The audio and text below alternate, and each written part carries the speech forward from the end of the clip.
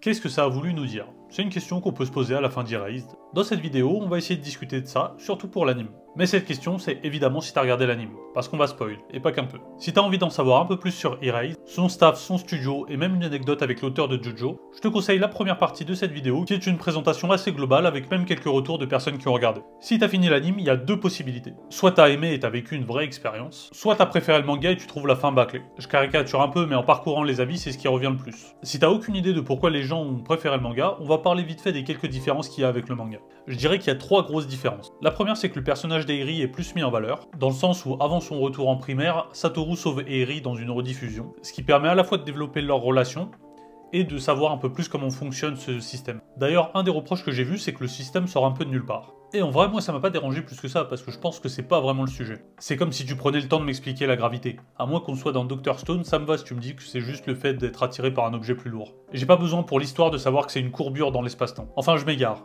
Deuxième grosse différence, c'est le passé de Yashiro, le professeur. Dans l'anime, t'as vite fait une anecdote sur les hamsters et le fil de l'araignée. Alors que dans le manga, t'as tout un chapitre sur son frère, le gros psychopathe qui le battait et l'obligeait à faire des choses horribles. On a même un peu son motif. Pour qu'il se sente vivre, il a besoin de cette dualité entre voir une personne mourir et voir une autre se battre pour son destin. C'est un peu ça le lien avec les hamsters. C'est aussi pour ça qu'il fait accuser des autres personnes de ses crimes.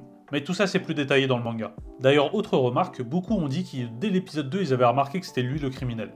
Et en vrai, ils ont raison. C'était pas si difficile de le deviner, mais je pense que c'est plus une histoire suspense psychologique que vraiment une histoire d'enquête. Et dernière grosse différence, qui est la source de l'anime à bâcler la fin, c'est les deux derniers épisodes post-coma qui se passent dans l'hôpital. Dans le manga, c'est tout un arc autour d'un lac, où Kumi, la petite leucémique, est vraiment la cible de Yashiro. Et en plus, Eiri a vraiment un rôle dans cet arc, dans le sens où c'est elle qui tabasse les paparazzi, on en sait même un peu plus sur son rêve, et beaucoup d'autres détails. D'ailleurs, un autre reproche que j'ai vu post-coma, c'est le fait que Kaio finisse avec Hiromi. Il y a un commentaire qui m'a fait rire dessus, c'est « Quand ton assassin peut t'attendre 15 ans, mais pas ta crush ».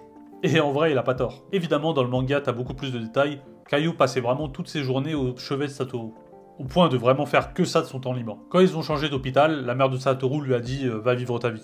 Et en plus, c'est explicitement dit que Satoru n'a pas vraiment de sentiments pour elle, c'est juste la volonté de la protéger. Enfin bon, on finit avec le reproche. Une adaptation à si peu d'épisodes, t'es obligé de faire quelques concessions. Et moi, ce que j'en tire, c'est pas que l'anime est mauvais, c'est que le manga est encore mieux. Pour analyser une œuvre, je me base sur les scènes qui m'ont marqué et je me demande pourquoi elles m'ont marqué. Je sais pas si ça t'arrive de faire ce petit jeu. Perso, quand je dis ça, j'ai trois scènes qui me viennent en tête. Je pense que les deux premières, je peux les paquer ensemble. C'est le petit déjeuner de Kaio, et le premier moment où Satoru revoit sa mère après son meurtre, et aussi le fait qu'il lui réponde sur la question par rapport à la ligne Ueno. Ces moments, comme le dit Satoru, c'est des moments de bonheur au quotidien. Quand il les revit, il se demande s'il les a oubliés, mais en fait, il se dit lui-même qu'il les a juste pas remarqués. Du coup, le contraste avec Kaio et son quotidien, c'est vraiment douloureux. Genre le fait que elle, son petit déjeuner, c'est souvent 2 pièces de 100 yens, l'équivalent d'1,20€, ou dans les beaux jours, une tranche de pain. Et en plus, vraiment, Kaio, pendant tout le début de l'anime, c'est vraiment une dure à cuire. Je veux dire, la première réplique qu'elle dit à Satoru, c'est littéralement « Est-ce que tu peux tuer quelqu'un pour moi ?» Je veux dire, même Sasuke dans le début de Naruto, il est pas si sombre. Et là, le fait de juste connaître son premier petit déjeuner fait avec amour, ça la fait fondre en larmes. Comme quoi, le quotidien de certains, c'est vraiment le rêve pour d'autres. Donc si vous avez cette chance, remerciez les personnes qui vous font à manger. Plus sérieusement, l'important dans le message, c'est de comprendre sa chance et de savoir savourer le moment présent. Pour la dernière scène qui m'a marqué, c'est la scène où Kenya interroge Satoru dans l'escalier et lui demande qui il est réellement. Un peu comme s'il l'avait démasqué et avec tous ses retours dans le temps. Et là, Satoru lui répond vraiment instinctivement « Je suis un justicier ». Et cette scène va faire écho à tellement d'autres, surtout au personnage le plus important d'Erased, le légendaire Wonder Guy. À la toute fin de l'anime, Satoru lit sa nouvelle dans le recueil de l'école, et sa nouvelle s'appelle « Mon héros ». Et pendant toute sa lecture, c'est un parallèle avec l'anime. Au début, Wonder Guy est seul, mais il s'implique et n'abandonne pas, comme Satoru au début de son enquête. Le courage du héros va finir par attirer des amis en qui il croit et qui croient en lui, exactement comme Satoru. Et le premier allié arrive avec Kenya dans cette scène de l'escalier, quand il lui révèle le futur meurtre de Kaio et accepte son aide. Il est devenu le héros qu'il décrit dans son poème de gosse. Je veux dire, ça c'est un véritable objectif. Devenir le héros que son ancien soi aurait admiré. Et puis le fait qu'il dise ça, ça revient à la réplique de Eiri, qui quand elle est au chevet de Satoru dit « En parler à haute voix me donne l'impression que ça va se réaliser ». Quand elle parle de son rêve. Et je pense que c'est pas une coïncidence si Satoru finit par dire tout ce qu'il pense à voix haute, à partir de ce moment. Et là on pourrait parler de la confiance en général, mais j'ai l'impression qu'il y a autant de leçons autour de la confiance qu'il y a de personnages. Par exemple, le fait que Satoru fait confiance au prof, parce qu'il voit un père en lui. Beaucoup ont dit que c'était grillé que Yashiro était le criminel, et tu peux pas les contredire parce que même Satoru trouve ça bête. Il trouve ça bête de pas l'avoir remarqué plus tôt, et de lui avoir donné sa confiance pour des mauvaises raisons.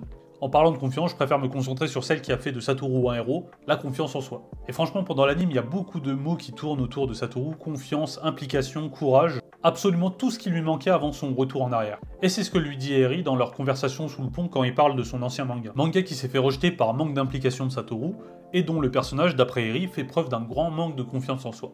Personnage qui est inspiré de Satoru. Et c'est normal qu'il n'a pas de confiance en lui, pourquoi il en aurait? Je pense que la confiance en soi, ça s'obtient en étant compétent.